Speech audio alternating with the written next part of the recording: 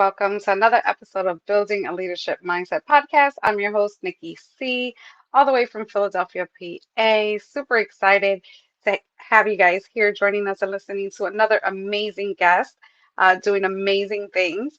Just want to send a quick shout out to our sponsors. Can't move on without doing that because without them, we would not be broadcasting as much as we do. So I just want to thank Jose Escobar from the Connected Leaders Academy, as well as Daniela and Emilio Roman from the Author Millionaire Academy, Patrick Rude with Rude Financial Services, and the Dirty Little Secret Society. Super excited about that and what's upcoming for him, Patrick Rude. And then we have Julie and Noah from Breathe Capital Planning. So super excited again. Uh, we're here, we're up, we're at another episode. We're really close to getting to 150 in less than a year.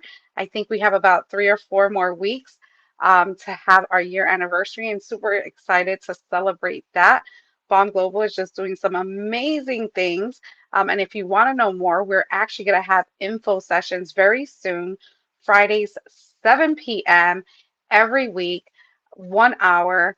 That's 7 p.m. Eastern Standard Time, so that you can know how you can get involved with our movement and with our Empower to Inspire.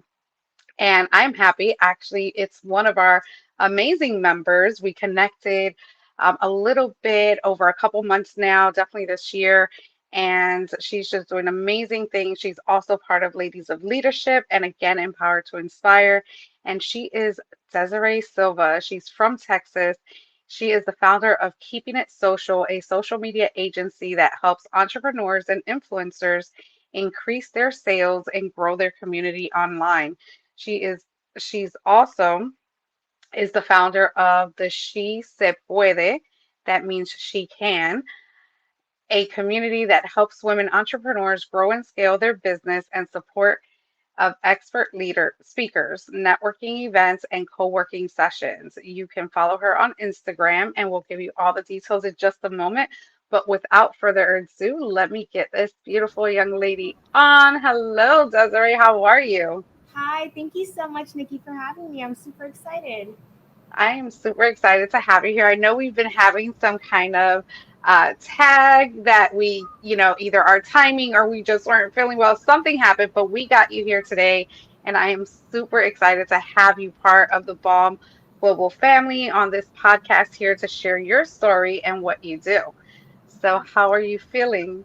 I'm doing good. I'm super excited. Like I said, like you mentioned, I mean, we've been trying to get this started for a while, and so I'm glad that we were finally able to make it work for the both of us. I definitely have been excited to be on it once you mentioned it to me, so I'm glad that we're here today.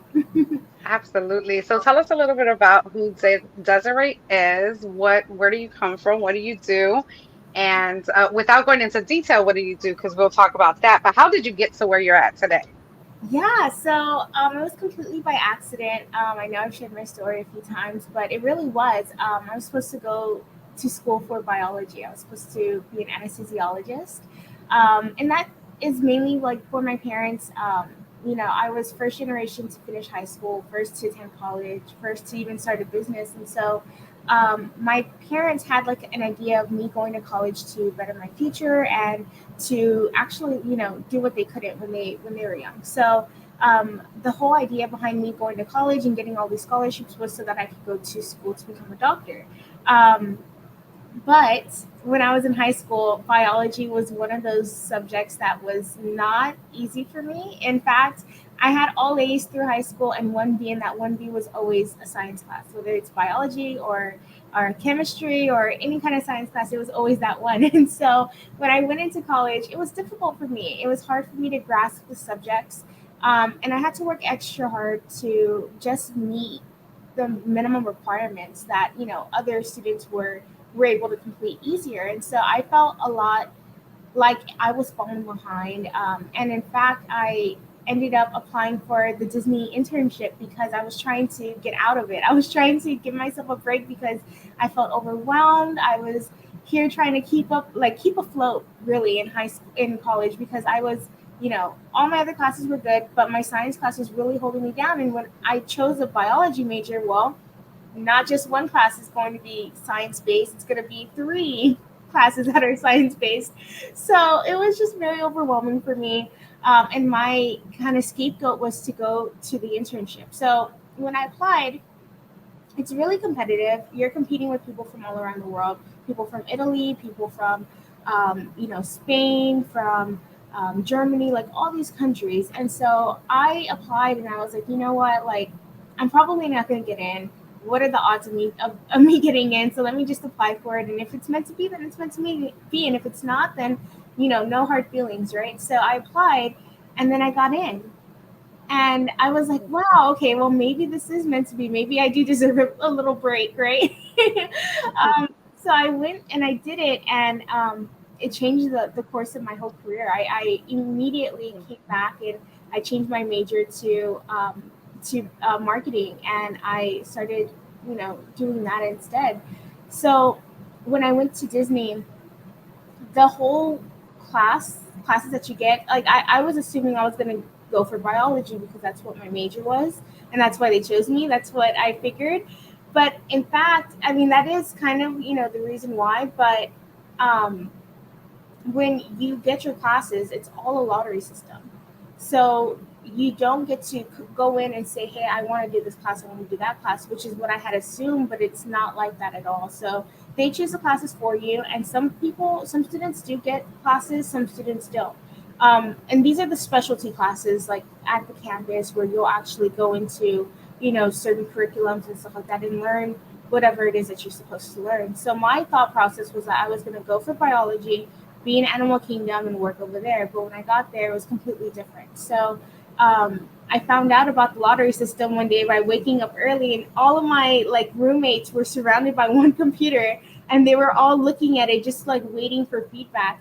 And I'm like, what are y'all doing? Like, like I was so confused. And they were like, it's the day of the opening for our classes. And I was like, what? And so me and my roommate, my direct roommate, because there's a total like of 8 of us in one dorm. And my direct roommate that shared a room with me, we all got on our computers and we were trying to get in last minute. And to our surprise, we did get a class. She got hers for English. She was from Japan, so she was coming in from a different country, so she got hers in English. Mine was for marketing. And I was like, well, I mean, I'm lucky to have at least gotten the class. I'm not going to say no to it. And I'm just going to, kind of keep it hush hush. And if my school calls me and asks me questions, I'll say I got a class and we'll discuss it when I go back in person. But at this point, like, I'm already here. There's no reason for me not to take it. So I did it anyways. And me, you know, I didn't know it was going to be something that I ended up, liking and changing my whole career path. And um, yeah, when I came back, I let them know I wanted to change my major, and I did it. Oh my goodness. And you see, I'm learning about this because I never knew you had a Disney internship, which is absolutely amazing, which totally makes sense for some things. So let's just go back because you said a lot of great things. Like the first thing I want to kind of pick up on that I usually do, and that's us really making decisions to satisfy what our families believe is good for us, right? Because they're our parents, they should know best, and we should oblige by, whatever they think, or even take a chance on that. And did you have a sense of something that you wanted to do prior to, becoming an anesthesiologist or wanting to do that outside of what your parents said? So I did in the beginning. I loved art, creating. I was in choir like throughout all of my middle school, like elementary, even high school. I loved art. I loved drawing.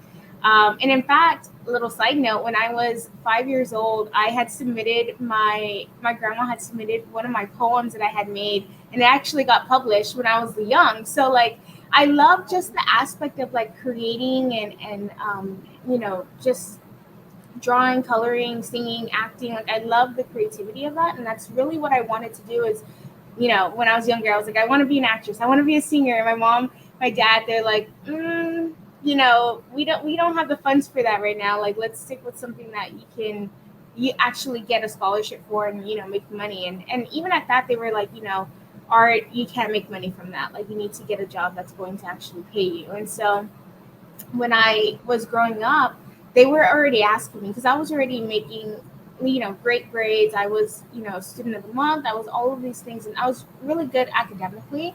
And that was because I was trying to, really, I guess, prove myself to my parents. Like, hey, I can do this. Like, don't worry, I got you. Like I'm gonna be the one that changes the projectile of the whole family, right? And so when I was when I was little, they were already asking me like, "What do you want to do? What do you want to do?"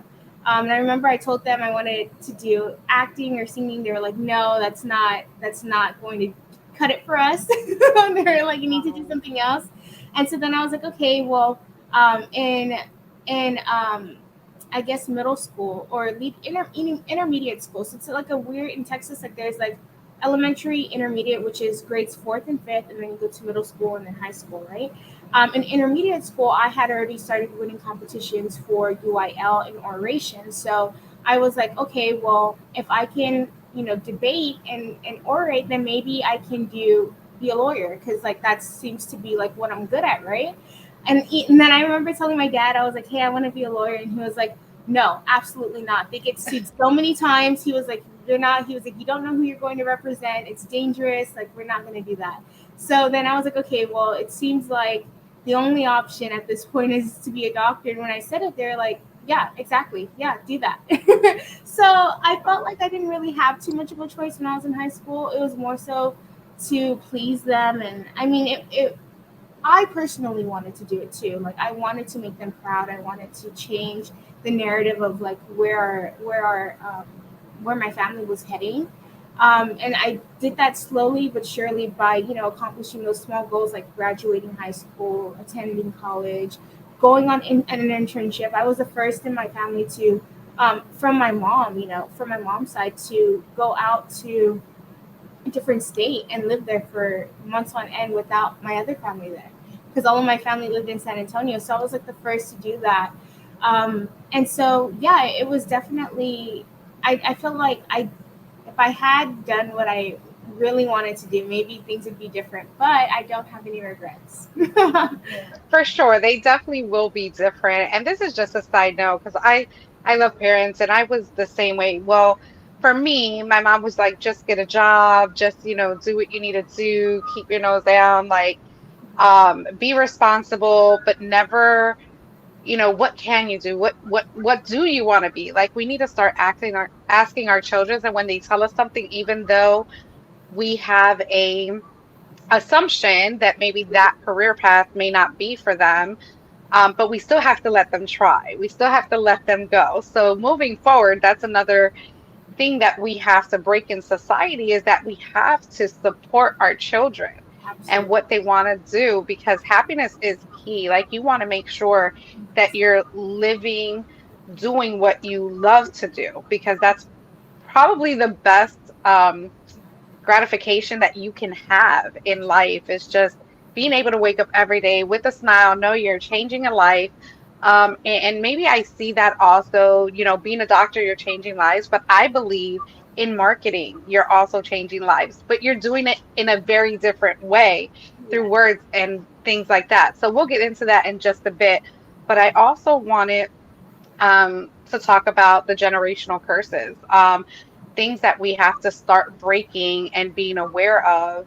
And I believe that the times that we're at right now, we're seeing a lot of that. How important was, well, you definitely stressed exactly how important it was for you to show your parents that you can do it. How important is for you to get that message out there as well?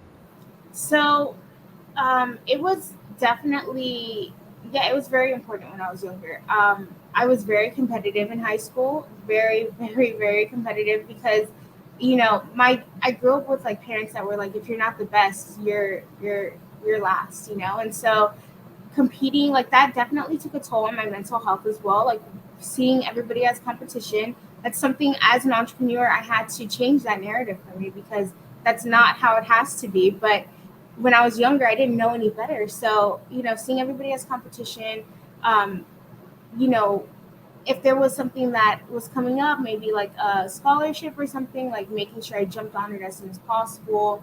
Um, being, in all the clubs. Like I literally, when I was in high school, I was in like around 10 to 15 clubs one year. And I had extracurricular activities and I had volunteer events that I was a part of. And I was president of like, or vice president of like one of the clubs. So like it was a lot. But that pressure to succeed and that pressure to not, not do something with my life was there. And my parents didn't have money to, send me to college. So if I was going to succeed and go to college, I had to, stand out, be out there so that I can get scholarships and I can get grants so that I can continue my education. So it was like almost like you have like a survival mode. I would feel like Yeah. in high school, because it's like if you don't do well in high school, then you're not going to go to college and you're going to have to figure it out from there.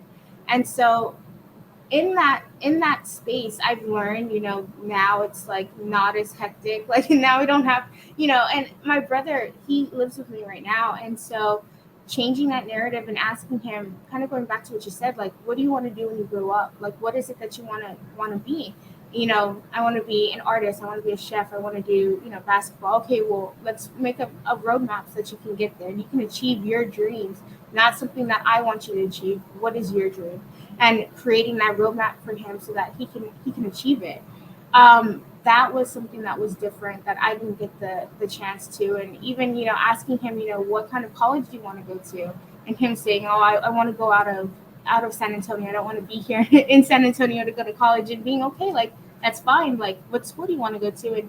And figuring out, what steps you needed to go do that. Because even at that, when I was choosing my college career, I had to go local because my mom didn't want to see me out in, Corpus, even though it's still in Texas. She didn't want to see me in a different, county or anything like that. She wanted me close to home. So those limiting beliefs that my mom had, and it's normal because like she didn't know any better. She had never traveled outside of Texas, so she didn't know how other states were, and she was scared because I was her only daughter. But you know, after living alone on my own, like having that, I guess, that sense of like, okay, it's safe here too. Like there's safe spots. Like not every state is dangerous, kind of thing. Like now that I know, I can change the path for my brother, and it could be different for him. He can experience dorm life. He can experience a new town on his own. He can experience, following his dream, and letting him experience that is something is what I want to change for my family and for my brothers going forward. That is awesome. So, was there ever a time that you wanted to give up? And how did that look like? And what was the mindset to get out of it? So I would say my second year in business actually was the year that my mom passed away. And she was really like a foundational block for me as an entrepreneur, but also just in general, right? So she was she was the person I would go to that if I had any problems, I would go vent to her. And even though she couldn't answer my questions, she was just there. She was like my rock. So when she passed away, I no longer had that rock to rely on. And so that was a really turning point. I had to take 6 months away from my business to really just process it. And I think even now I'm not like fully there, but still like, going with emotions, and really just allowing myself to grieve and take some time off. And if it's, hard for me 1 month, it's okay to take, that time off to just be with myself and let myself feel my feelings and heal, and take the time to rest was super important. But that was a time that I really felt like, okay, I don't know if I can go forward anymore. I don't know if I can continue to do this because she was a person that I relied on, And so what I did in that moment was I really just took some time off to be with myself. I allowed myself to grieve. I allowed myself to have those hard feelings with myself, or those hard discussions within myself, to see, okay, is this really something that I want to move forward with? you know Without her, what what can I work on? What do I need to work on myself so that I can move forward if I do want to do this? And if not, okay, what else are you going to do? Those conversations that were tough because I had, had this whole plan. How when you're in business, you do those 5, 10 year, 15-year plans. That wasn't a part of it, so like navigating all of that and having those discussions with myself and being real honest with myself at the time. Okay, as soon as my mom passed away, I didn't want to stop. I wanted to continue to work, because I didn't want to give myself time to feel, you know, her being gone. So, whew, it's kind of hard for me to talk about, but Okay, take your time. um, allowing myself to to just be with myself and ask those tough questions for myself and really take some time off. Like I was in go mode. I didn't want to stop, like I said. So I had to really tell myself like, okay, at this point, you're you can't really focus on your work right now because you're constantly thinking of your mom, and at the same time, you want to keep yourself occupied, but this isn't working either, right? So I had to really dig deep and figure out, where was the common ground for me, that what could I do to keep my mind off of this whole situation, but also allow myself to be in that mindset to grieve and deal with it because it wasn't gonna leave. Um, so that was definitely something that I had to have a private chat with myself because nobody knows what you personally can do besides you, right? Like your true self, what you can accomplish, what you can handle. And I had to be brave enough to tell myself, okay, I need to take a break. Like it's okay. You're always in go mode. It's okay to take a break this time. And so that was something that was super super difficult for me to do because even in high school, like I had mentioned, I was always in go go go go go mode. So I never was able to take like a mental break. Um, and so during that time, I was able to tell myself and I guess give myself permission to grieve and take that time off. So that was a place or a point in my life that I felt like, yeah, I was about to quit. And it's even hard for me to say that because of everything that we've accomplished and all the entrepreneurs that we've helped so far. To say that I was going to quit on this is so hard to say out loud because it makes me sad to see, like, if I wouldn't have gone forward, all the entrepreneurs that wouldn't have been able to grow, all the entrepreneurs who would have been stuck, who would have been struggling. And so being able to just talk about that is great. Yeah. Thank you, first of all, for being so vulnerable. I didn't know that question was going to lead there, even though I know the story, but I am glad that you bring it up because I too have a similar um, two losses during my journey. One in 2002 when I lost my adopted dad, when I first moved out here, well, 2004, and then losing my brother in 2018, which this Saturday is the 5 year anniversary of his loss. And he was going through that growth journey, right? We're starting off, we're a realtor right now. We're going to see what we're going to do with that. And we're on this health journey. And, we want to share it with the ones we love. And we're never prepared to lose those people close to us, right? But just giving yourself grace and time to aw- to be aware that you needed time off. It's never quitting.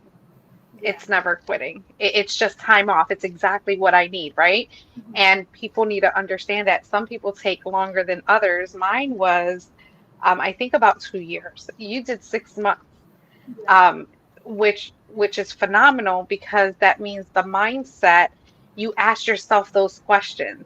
You spoke to yourself, you spoke into yourself, like really bringing out exactly what the core issues were, what you needed to work on, and you worked on them. And then again, you were aware of what you were capable of, how far you can go with it.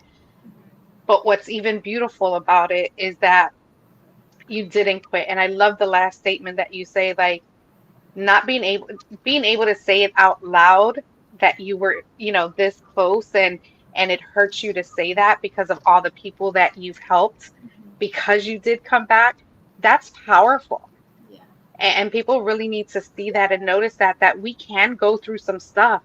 But unfortunately, the saddest truth is that life still moves. We don't have control over it, right? We're going to miss the people we love. Absolutely. And we have to take quite a few moments throughout the year to kind of bring that peace, whether it's one day, 2, 3 days, a week, but then we keep moving. And there's people waiting for us all the time, people going through exactly the same thing we're going through. And now we can be a lifeline to someone and say, hey, I know what you're going through. Take some time off. I respect it. And I'm here when you're ready, Absolutely. with the Absolutely. hope that we don't lose that spark, that purpose that we're still meant to live, and we keep being able to do it. So I just want to thank you for bringing that up, that story on here. It's beautiful. It's powerful. And we're going to take a quick break on that note. We're going to listen to our sponsors, and then we're going to come back and we're going to see how it all started. All right. We'll be right back, everyone.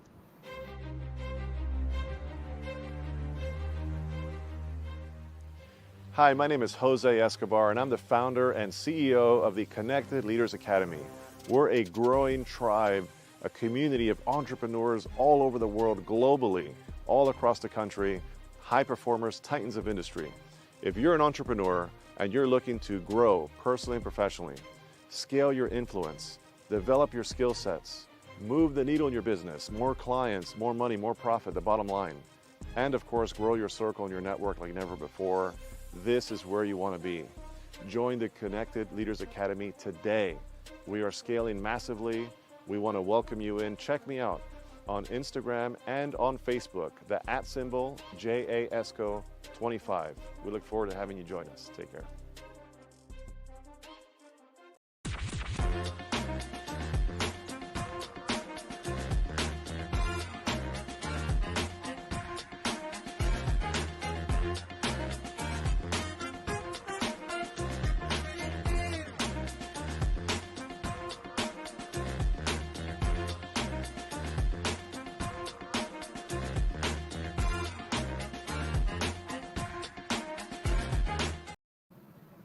Hello, hello, everyone. Welcome back. We are here with Desiree Silva. She is a marketing guru, and we're talking a little bit about her story. And we went into an emotional segment there, but we're back. And again, my heart goes out to you because I knew it was a couple weeks ago. So we will move forward and kind of see. So you go to Disney, you do this internship. You get a marketing class. So what happens after that? You come back home, and how do you get started? Yeah, so I started working with a few businesses in social media marketing, and in about 2019 in December, I got really sick, and I didn't know what it was exactly. I went to the doctor, and they're like, "Oh, it's a new flu that's going around. Like, I'm gonna write down your symptoms. I'm gonna submit them to the board in our meeting." Needless to say, ended up being COVID, and I was like one of the few people here in San Antonio that to first get it. And I remember being sick from December, and it just so happened that when I got sick, I had put in my 2 weeks because I had already been seeing like some of the businesses starting to shut down. We were, we're hearing on the news that there's this virus that's coming around, and they for safety purposes, they were shutting down businesses, and we were starting to be, not be able to go to restaurants and stuff like that, and we had time limits, now on, and we had to be home at certain times and stuff like that, and I was already seeing it affect, my hometown, and I was helping bigger corporations make more money, more millions of dollars. And then here was a local restaurant that I grew up with. I was around the block from where I live. They were shutting down because they couldn't afford their staff anymore, and they were scared of whatever this disease was. Nobody really knew what it was at that point. We're still just learning about it. And I was like, you know what? I want to take a break from helping these big corporations, and I want to help my local businesses because a lot of them were still brick and mortar. They were older women and men that were, 80 plus, still, managing their business and staff, and they didn't know anything about social media or the power that social media had. And so when I left, I was like, I want to help them. I want to be able to teach them like what it is that social media can bring to the table and how they can still run their business without having to worry about um, if there's a shutdown, having to close their doors forever, right? And so being able to do that, that's why I put in my 2 weeks. And then I got sick. And then from December to March, I was completely out. I mean, I didn't know exactly what I had because they didn't identify it as COVID. They just said you have a new flu. We're gonna treat you for this. And I went to the doctors 3 more times after that because they would give me antibiotics. It wasn't working. I literally felt like I was dying. I couldn't breathe. I was congested. I was coughing a lot. I had headaches because I was coughing so much and I wasn't getting any sleep and I wasn't hungry. So that I wasn't eating. I was throwing up constantly and whatever I did eat, and it lasted for about 3 months. And I remember telling my boyfriend like, "Hey, I don't know if I'm gonna like live off of this because I cannot like continue. Like my body's shutting down. I was getting weaker and weaker." And then I went to on my on the last week of February of 2020, I believe. Hmm. It was I went to the doctors one last time because I'm like, you know what, like I'm still not getting better, and that's when they said that I had COVID, and they gave me a steroid shot, and they sent me home. They're like, we don't know how else to fix this, so just try this and see what happens. And I ended up getting better, and then that's when I really kind of like dove into helping other businesses because by then it already was in full effect, and I was seeing literally like a lot of the businesses that I grew up with, they had already shut down. They were like, we can't do this anymore. We have boards on the windows, boards on the doors, like they shut down. And so the ones that were left, I reached out to them to help them, and we transitioned to the online space, whether that looked like creating menus online, partnering with DoorDash and other like delivery places, or if it was a boutique or a small shop, how to transition and add Instagram Shop or Facebook to their platform so that they can sell online without having to have customers actually come in.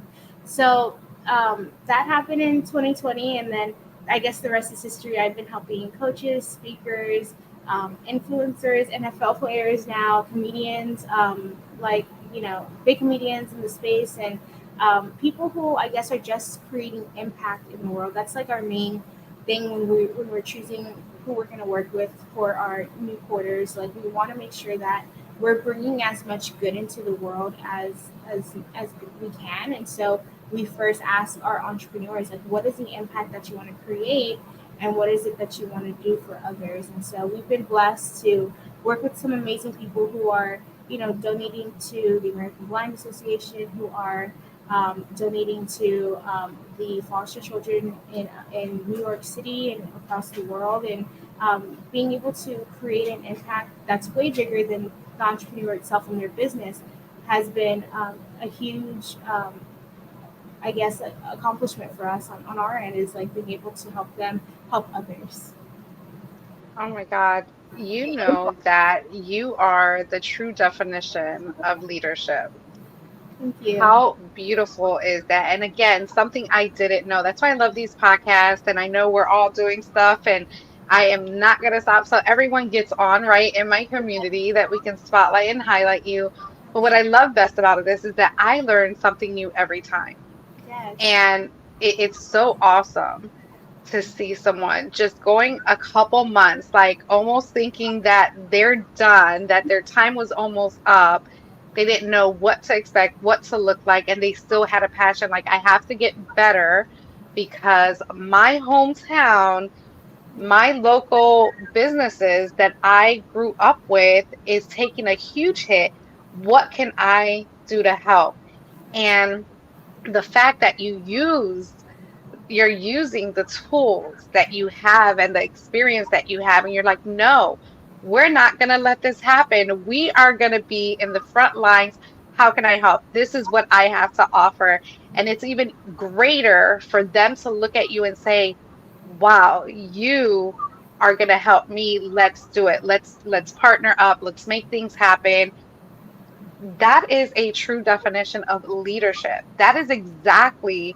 Yeah. Oh my goodness. Like, you literally, like, when you said that at the very beginning, it like gave me chills. And that is exactly how I feel. And I know you've seen my presentation in reference to Ladies of Leadership, where I explain how I read this article and, 8.8% of women sit in a CEO position. And that's only 41 out of 500, because the Fortune 500 reported this article a couple years back. And I'm like, what? This is insane. Yeah.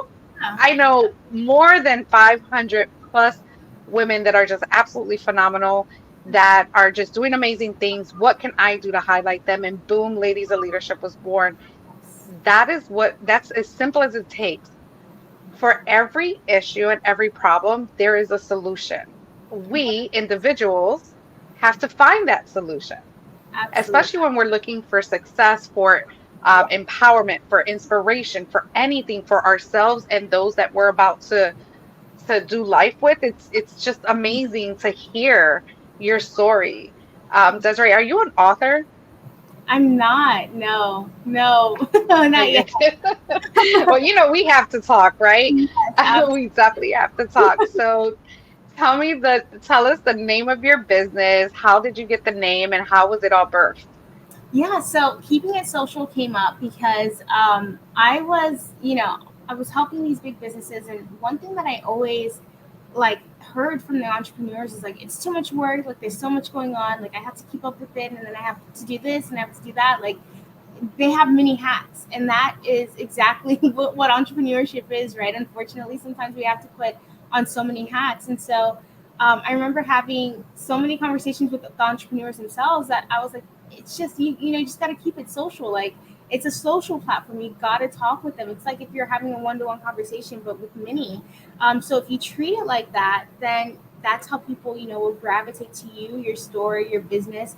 It's by just being you. And so that's how keeping it social came up, is like that's what I want to embrace when we are doing our marketing efforts, is bringing out the person behind the business and the human, like the humanity behind it as well. Is like, yeah, there's this big corporation, there's so many things going on, you see them as like this big platform, but who are the people behind it? And so really showcasing the individuals and the people behind the company, not just the CEO, but also the team that makes everything happen. That was so important for me to capture and show to the world. And so that's how the name Keeping It Social came up, is just the reminder to keep everything social. That's it's Social media is there to not just make money, it's there to be social and create those connections with people online and with people from all over the world, which is something that we didn't have years before, in 1996, 1995, 80s. Like we didn't have that, and now we do have the luxury of being able to connect with people from all over the world, and with 4K graphics and 4K videos. It's not dial tones or anything anymore. So like that's something that I wanted to incorporate in our name, and that's how it came about. Neat. Oh my God, that's so cool. Um, Thank you for that. But there's something also that I read in your bio that I didn't know either, is that you also have a community of She Se Puede. Yes. What is that about? Oh my gosh. Okay, so She's the Boy that came up. It was something that I've been wanting to do for a while. I just didn't know really how to create it in the form that I wanted to do it. And I wanted to. So okay, go back to when I first started. I didn't have, I was barely starting. I put in my 2 weeks, but I didn't have a plan on where it was going to go. So the whole point of it was when I was growing my business, I could have used, coaching. I could have used help with automations, with setting up, a business plan, all of these things, but I didn't have access to it. So it was kind of like me just going in, reading books, reading books, watching, paying for courses that were thousands of dollars. But what I realized is that when you're a brand new entrepreneur, I have that luxury to pay for it, but a lot of entrepreneurs don't. And so being able to bring the experts to them at a low fee, $49 a month, is something that they can use to, grow their business. We have speakers on business plans, on how to create courses if they wanted to, create a course, how to have the foundations for an email marketing campaign, like which one's better. There's so many out there. Which one do you choose? CRMs, automations, all of that is brought to them, as well as personal marketing plans for them, so that we can get their business out there and on social media platforms.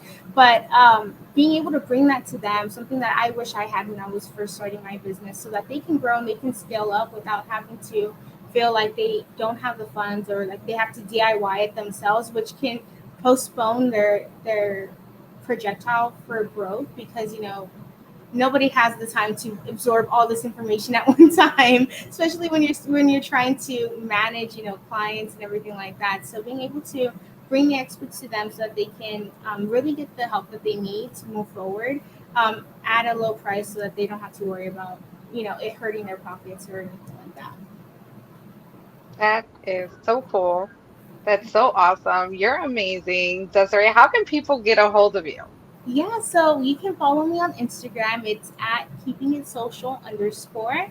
I also have a website, keepingitsocial.co, or you can email me at Desiree at keepingitsocial.co. So those are three ways that you can get a hold of us: DMs, emails, or just visiting our website. So yeah, feel free to message us if y'all have any questions regarding any kind of social media. We are always here to help first, and then answer any questions at all. We are always available for anybody. Awesome. So just give us a list of some of the services that entrepreneurs would need starting off, or they're probably already established, but they can't get their information out there because they don't have the time. Give us a list of some of the services you provide. Yeah, so we offer done for you services where we completely take over your social media, so that you don't have to really focus on creating the content or scheduling or editing videos. We take all of that away, so that you don't have to do it. We also have in partnership with that, to make sure that we have like capture your voice and who you are, and we're not just coming in as an agency to take over your social media. We have a whole process, so that you can make sure that the content that we're putting out does match your tone and your voice and who you want to be presented as on social media. And then another way that you can work with us is through our one-to-one strategies, and that is for people who maybe have a team, but they're just not reaching their goals that they would like to accomplish on social media. And so we create a whole strategy for them, so that we can teach them step by step, like what it should look like, so that they can then pass it over to their social media manager, or to their VA, or anybody who is taking over their socials, so that they can handle it for them as well. Awesome. Is there a way that they can register for that membership for She Sip With It? And just translate for us, what does that mean? Because I know I did it in the beginning, but I want you to do it too. Yeah, She Said Whether is Yes She Can. It's a community for women entrepreneurs that we've created. So yeah, you can register on our website. We have a separate link for that. If you follow us on Facebook or Instagram, we have it linked as well, so that you can join it. And then of course, if there's any questions, because it's not just, we don't just have guest speakers, we also have co-working sessions and networking opportunities, so that you can network with other entrepreneurs who are in the same mindset as you, and not only grow a friendship, but your community as well that way.